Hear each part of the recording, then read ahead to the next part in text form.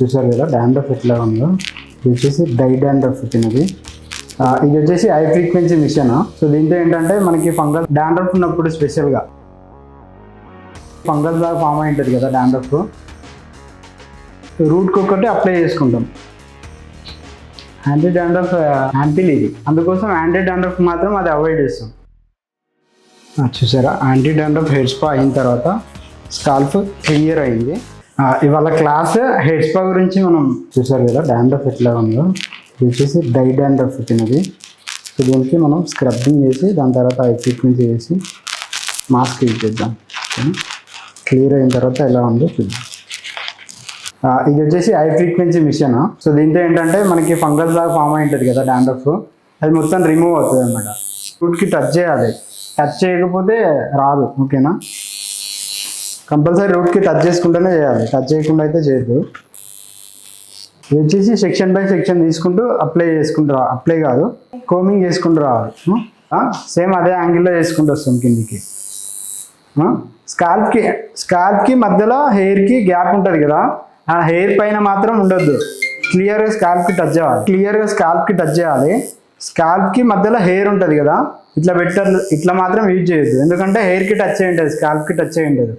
మళ్ళీ క్లియర్గా మనం సెక్షన్ తీసి ఎక్కడైతే చేస్తున్నామో మళ్ళీ సేమ్ అక్కడ పెడతాం అనమాట. సేమ్ ఇట్లా యూజ్ చేస్తాం. ఓకేనా, ఎక్కడ మిస్ చేయకూడదు. హై ఫ్రీక్వెన్సీ ఎందుకు యూజ్ చేస్తామంటే రూట్స్ యాక్టివేట్ ఉండడానికి, ఓకేనా, మెటబాలిజం ఇంప్రూవ్ అవ్వడానికి, ఇంకా స్కాల్ప్లో ఉన్న డాండ్రఫ్ రిమూవ్ అవ్వడానికి అది యూజ్ అవుతుంది అనమాట. ఓకే, నెక్స్ట్ వచ్చేసి స్క్రబ్బింగ్ యూజ్ చేస్తున్నాము. ఇదేంటంటే రూట్స్కి అప్లై చేసిన తర్వాత స్క్రబ్బింగ్ చేస్తాం ఫింగర్స్. ఓకేనా, ఫింగర్ టిప్స్తో స్క్రబ్బింగ్ చేస్తాము. ఒక 10 minutes ఉంచిన తర్వాత వాష్ చేస్తాం. సో దాంతో డాండ్రఫ్ అయితే డ్రై డాండ్రఫ్ ఉంటుంది కదా, అది క్లియర్ అవుతుంది. చిన్న చిన్న థిన్ సెక్షన్స్ తీసుకోవాలి, తీసుకొని ఓన్లీ రూట్కి ఒకటి అప్లై చేసుకుంటాం. అప్లై చేసుకున్న తర్వాత క్లియర్గా ఫింగర్ టిప్స్ స్క్రబ్బింగ్ చేస్తాం అనమాట. ఓకేనా, ఒక 10 minutes ఉంచిన తర్వాత మళ్ళీ వాష్ చేస్తాం. అంటే దీన్ని ఓన్లీ స్ప్రెడ్ అయ్యేలాగా చేస్తాం అంతే.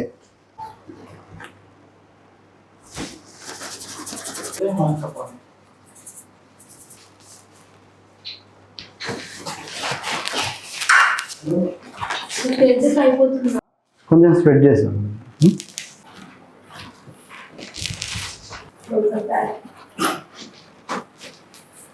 ఒక 10 minutes లీవ్ చేసి దాని తర్వాత వాష్ చేస్తాం. స్క్రబ్బింగ్ అయిన తర్వాత 10 minutes గ్యాప్ ఇచ్చినాం కదా, దాని తర్వాత హెయిర్ వాష్ మళ్ళీ షాంపూతోనే చేస్తాము. అయిన తర్వాత ఇప్పుడు మాస్క్ అప్లికేషన్ చేద్దాం.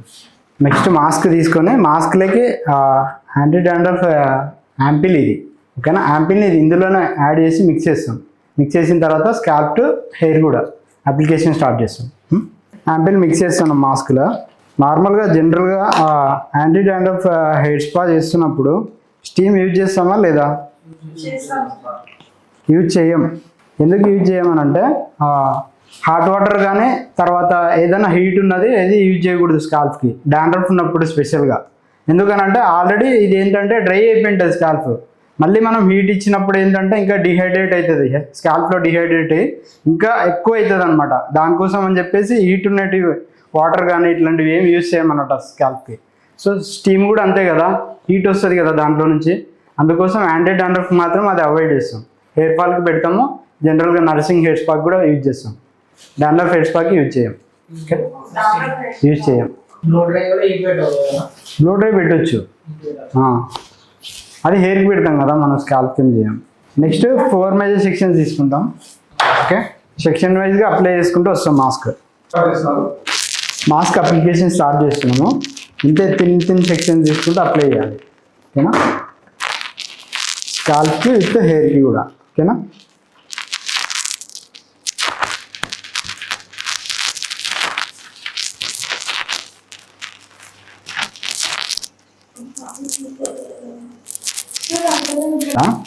ఆయిల్ పెట్టినప్పటికంటే హెయిర్ స్పా చేసేటప్పుడు మసాజ్ వచ్చినంత మంచిగా ఆయిల్ పెట్టినప్పుడు రాదు. ఓకేనా, ఎందుకంటే స్ట్రక్ అయినట్టు ఉంటుంది ఆయిల్తో. బట్ హెయిర్ స్పాతో అట్లా కాదు, మనం ఏ మూమెంట్ కావాలనుకుంటే ఆ మూమెంట్ ఈజీగా చేసేయచ్చు, సాఫ్ట్గా వెళ్ళిపోతుంది. బట్ ఆయిల్తో అట్లా రాదు అది.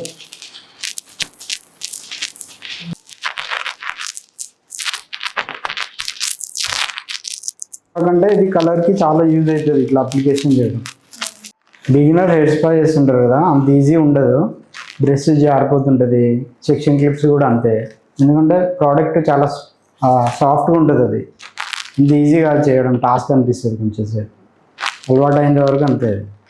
అలా బ్లో డ్రై చేయొచ్చు, చేయకూడదు అనేది ఏం లేదు. ఎందుకంటే మళ్ళీ ఆ బ్లో డ్రై పెట్టడం వల్ల ఏంటంటే అడిషనల్గా షైనింగ్ మంచిగా వస్తుంది, సాఫ్ట్నింగ్ ఉంటుంది. సో మీరు ఫ్లాట్ ఐరనింగ్ చేసినారనుకోండి, పర్మనెంట్ స్ట్రైట్ చేసిన ఫీలింగ్ వస్తుంది దాంతో. ఏనా ఫ్లాట్ ఏదైనా అకేషన్స్కి క్లయింట్స్ వెళ్తున్నారంటే ఫ్లాట్ ఐరనింగ్ కూడా చేయొచ్చు. అదేంటంటే పర్మనెంట్ స్ట్రైట్ చేసిన లుక్ వస్తుంది. ఓపెన్ చేసిన తర్వాత మీ ఇష్టం, ఎక్కడైనా తీస్తున్నారా ఎక్కడైనా తీయండి. ఓకే, రూట్ దగ్గర టచ్ చేయాలి, స్కాల్ప్కి టచ్ చేయి, క్లియర్గా ఇటు సైడ్ తీసుకురావాలి. తీసుకొచ్చిన తర్వాత మనం ఏం చేస్తాం, స్టార్ట్ చేసింది రూట్ దగ్గర, ఇటు సైడ్ తీసుకొచ్చిన తర్వాత మిడిల్ హెయిర్కి తీసుకొస్తాం. అప్పుడు ఏమైంది, ఇటు సైడ్ ఒకటి వచ్చిందా, సో దీంట్లోకి ఇటు సైడ్ ఇంకోటి తీసుకొచ్చాను, ఇంతే. ఓకే, లైన్ వచ్చేసింది. ఇటు సైడ్ తీసుకొని వస్తాము, తీసుకొచ్చిన తర్వాత మిడిల్ హెయిర్ తీసుకొస్తాము. ఎట్ సైడ్ అయితే వచ్చిందో సో దానికి సేమ్ యాడ్ చేసి ఇట్లా ఎండ్ వరకు తీసుకొచ్చి డివైడ్ చేస్తాం, అంతే.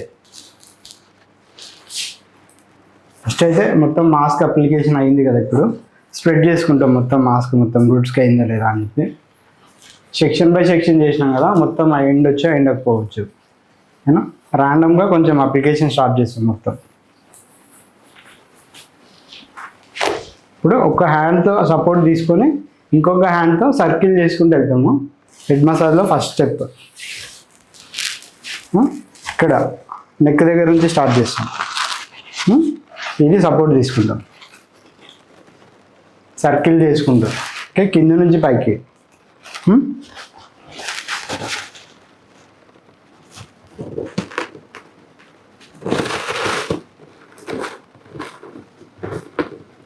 ఫోర్ హెడ్ వరకు తీసుకెళ్ళాలి. Same step.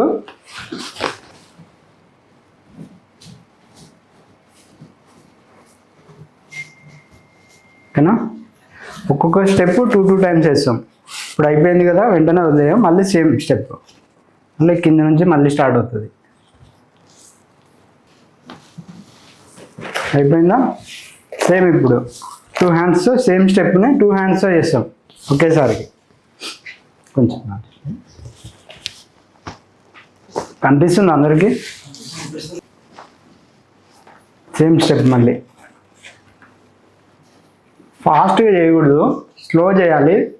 ప్రెజర్ సరిపోయిందో లేదో క్లయింట్ని ఒకసారి అడిగిన తర్వాత ప్రెజర్ ఇస్తాం. హ్యాండ్ మూమెంట్ ఫాస్ట్గా ఉండకూడదు, స్లో హ్యాండ్ మూమెంట్ ఉండాలి, ప్రెజర్ ఎక్కువ ఉండాలి. సర్కిల్స్ అయిపోయిందా, ఇప్పుడు జిగ్జాగ్ లాగా చేస్తాం. ఫ్రంట్కి వెళ్తాం, మళ్ళీ బ్యాక్ వస్తాం, మళ్ళీ ఫ్రంట్కి వెళ్తాం, బ్యాక్ వస్తాం. ఎవ్రీ టైం ముందుకు వెళ్ళినప్పుడు ఫ్రంట్ సైడ్ కొంచెం ఫ్రంట్కి మూవ్ అవుతుంటాం.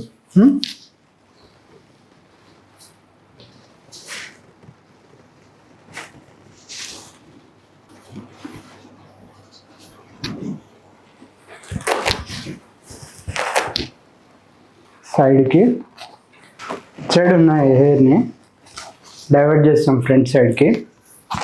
ఓన్లీ థంబ్స్ చేస్తాం. ఇప్పుడు ఓన్లీ 2 థంబ్స్ మాత్రమే చేస్తాం.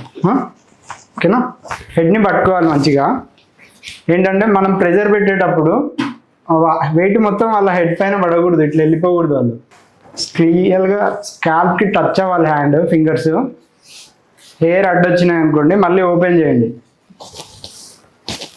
ఓకేనా, అడ్డొచ్చిన హెయిర్ని మళ్ళీ సైడ్ చేసి మళ్ళీ స్టార్ట్ చేస్తాం.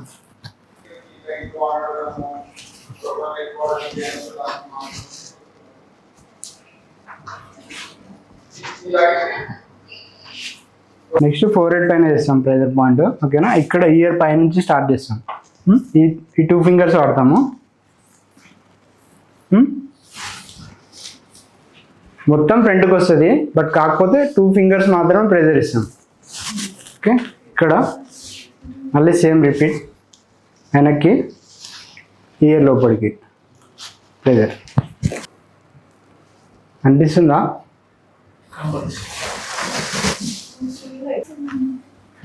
ఓకేనా, ఫ్రంట్ బ్యాక్, ఫ్రంట్ బ్యాక్. ఓకేనా, కింద నుంచి స్టార్ట్ చేస్తాం. పెట్టిన తర్వాత ప్రెజర్ ఓన్లీ ఇది ఉంటుంది కదా, దీంతో మాత్రమే థమ్స్ ప్రెజర్ పెడతాం. చూడండి, ఓకే. అదే సేమ్ ప్రెజర్తో పైదాకా తీసుకొస్తాం. Full open. ఇక్కడికి వచ్చిన తర్వాత క్లోజ్. మీకు ఎక్కడైనా హెయిర్ పట్టుకున్నట్టు అనిపిస్తే వదిలేయండి, మూమెంట్ చేయం, వదిలేస్తాం.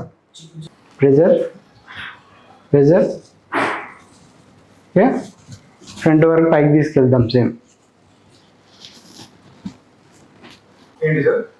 సైడ్ నుంచి ఇయర్ దగ్గర సేమ్ జిగ్జాగ్ మనం బ్యాక్ సైడ్ నుంచి చేసాం కదా ఫస్ట్ స్టార్టింగ్, సేమ్ అదే ప్రాసెస్.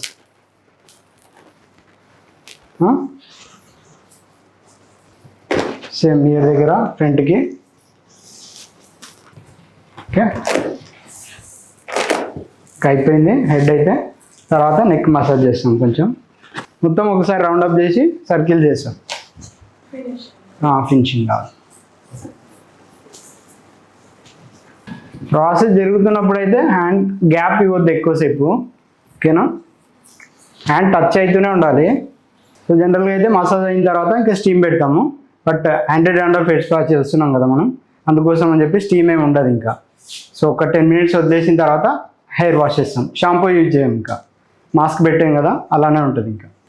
చూసారా, యాంటీ డాండ్రఫ్ హెయిర్ స్పా అయిన తర్వాత స్కాల్ఫ్ క్లియర్ అయింది. సో దీనికి ప్రాపర్ హోమ్ కేర్ యూజ్ చేసామంటే సరిపోతుంది ఇంకా.